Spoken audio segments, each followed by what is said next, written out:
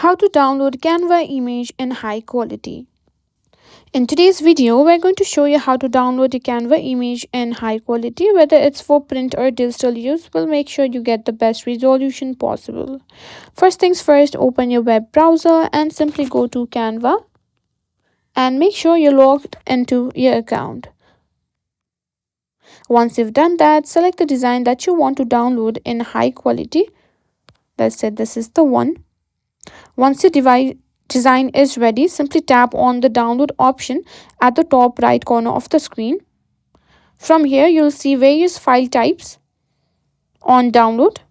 As you can see here, for high quality images, I recommend selecting PNG because it offers the best quality with transparent backgrounds if needed. Simply tap on it and tap on PNG.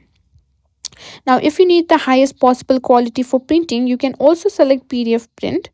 Now, before downloading, you can also adjust a couple of settings. Here you can see size, you can limit file size also, and you can find various options. After setting everything up, simply click on download.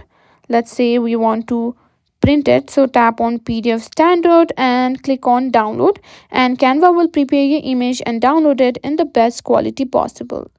And that's it. You've now learned how to download your Canva image in high quality.